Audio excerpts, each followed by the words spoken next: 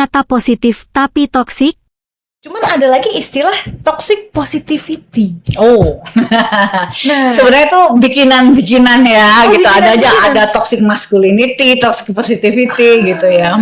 kalau menurut Mbak Oriza itu bikinan, tapi kenapa akhirnya timbul kata itu ya, kalimat itu ya, toxic positivity. Kenapa bisa kan positif, tapi kok toxic? Ya, jadi sebetulnya ada dan tiada, intinya itu ya. Jadi memaknai hubungan itu antara ada dan tiada, ya antara positif atau negatif gitu loh. Seperti gampangannya gini, seperti dianggap positif tapi ternyata negatif gitu ya. Kayaknya negatif tapi kok positif, gitulah kurang lebihnya. Jadi gampangnya. ya jadi kita udah berusaha positif kok tetap dianggap salah. Iya. Kayaknya mungkin ada konteks-konteks tertentu yang mungkin kurang tepat kali Iya. ya ketika kita berusaha positif mungkin. Nah, kalau misalnya tadi udah dikasih tahu 3 cara untuk melakukan olah jiwa. Nah, tadi kan disuruh ngecek sebenarnya hubungan kita tuh gimana sih, udah sehat atau belum.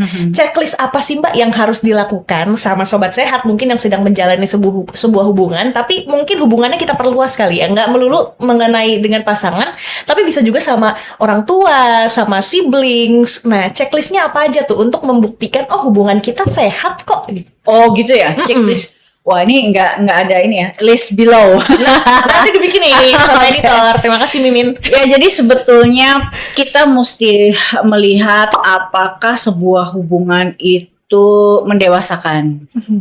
Apakah ini versi saya ya, dari sekian banyak yang ada di internet, lalala lili gitu ya.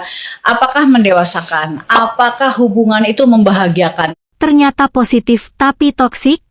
Cuman ada lagi istilah toxic positivity. Oh, Nah, sebenarnya itu bikinan-bikinan ya, Oh, gitu. Ada aja, bikinan-bikinan. ada toxic masculinity, toxic positivity, gitu ya. kalau menurut Mbak Oriza itu bikinan, tapi kenapa akhirnya timbul kata itu ya, kalimat itu ya, toxic positivity. Kenapa bisa kan positif, tapi kok toxic? Ya, jadi sebetulnya ada dan tiada, intinya itu ya. Jadi memaknai hubungan itu antara ada dan tiada, ya antara positif atau negatif gitu loh. Seperti gampangannya gini, seperti dianggap positif tapi ternyata negatif gitu ya.